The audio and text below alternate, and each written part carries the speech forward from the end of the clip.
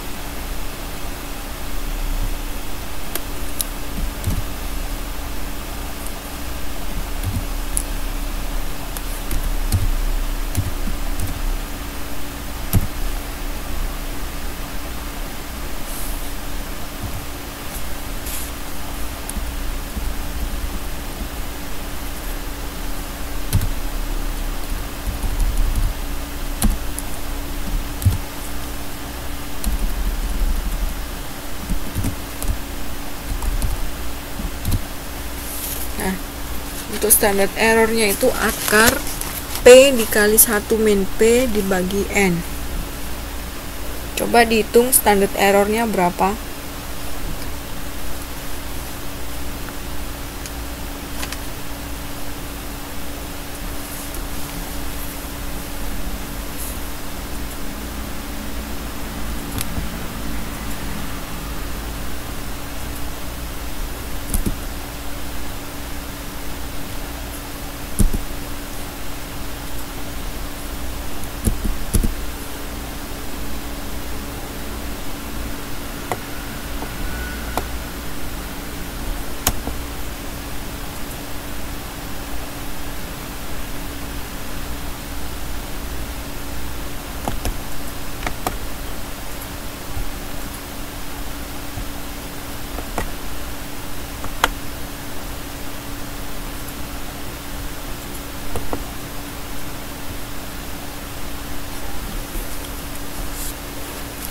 Sudah bisa standar errornya ketemu berapa?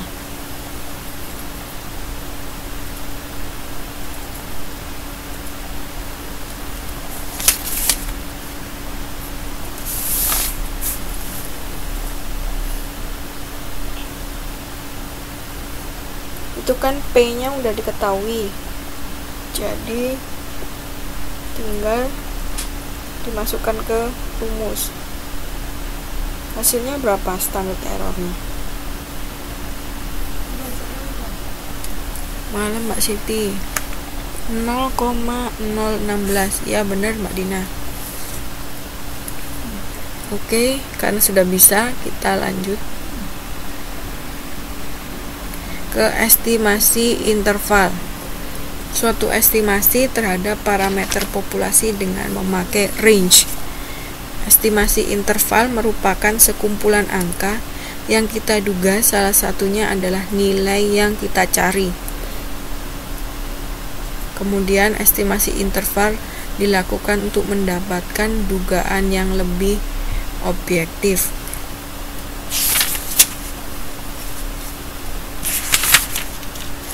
Oke. Untuk halaman 6.7 di situ ada, kita pakai confidence intervalnya yang digunakan adalah 90%, 95% atau 99%. Nah, untuk yang pada gambar 6.2 10 hingga 100 itu hanya contoh ya.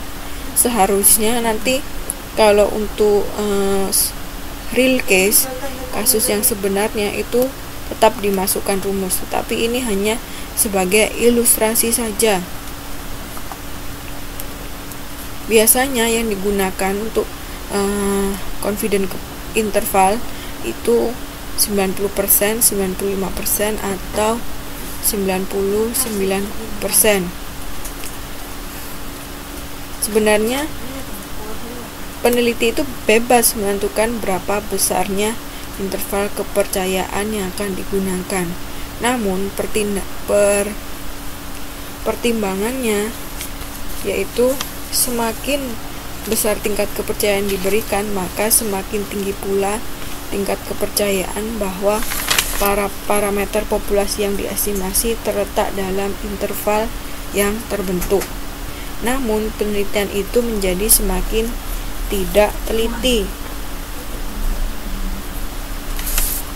Oke. Misalnya nih untuk halaman 6.8 ya. Gambar 6.2 menunjukkan bahwa semakin besar interval kepercayaan diberikan, maka interval yang terbentuk akan semakin besar. Nah, jadi ketepatan estimasi nanti semakin besar, namun ketelitiannya semakin kecil karena kan kita bikin rentangnya itu besar, ya. Sedangkan nanti kita itu cuma satu hasilnya, estimasi titik misalnya, itu cuma satu. Nah, ketika rentangannya besar, maka estimasi kita itu akan sering masuk ke dalam interval yang kita bikin. Tapi kan karena semakin panjang intervalnya, maka tentu saja estimasi yang kita lakukan itu akan masuk ke dalam interval yang panjang tersebut. Jadi harus hati-hati ya untuk pemilihan confidence interval. Kemudian bicara mengenai ketelitian, ada yang disebut alfa.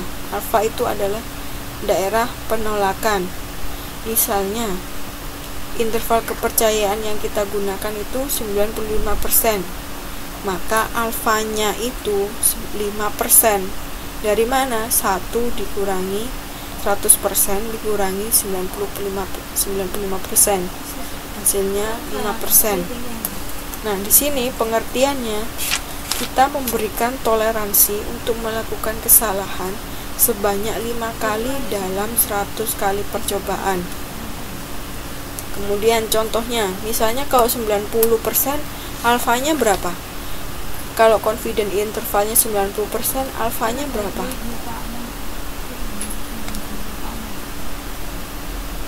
10%. Nah, kalau 10% berarti kita memberikan toleransi sebanyak 10 kali dari 100 percobaan. Nah, sekarang mana yang lebih teliti? Kita kasih toleransi 5 kali atau 10 kali?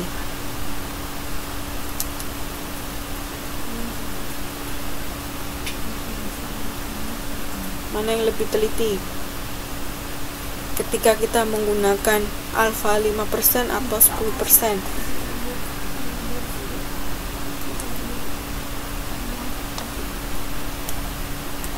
Ya, 5 kali. Contoh ya di situ. Apabila di desa Tegalarang diketahui bahwa rata-rata usia penduduk berdasarkan data di kelurahan adalah 35,3.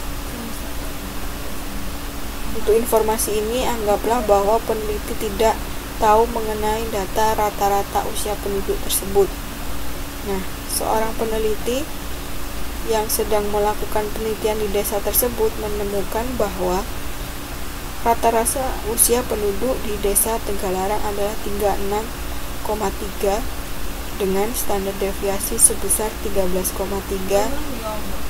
dengan sampel sebanyak 120 orang dari keseluruhan penduduk sebesar 400 orang. Nah, untuk mencari interval kepercayaannya itu bisa dilihat di halaman 6.9.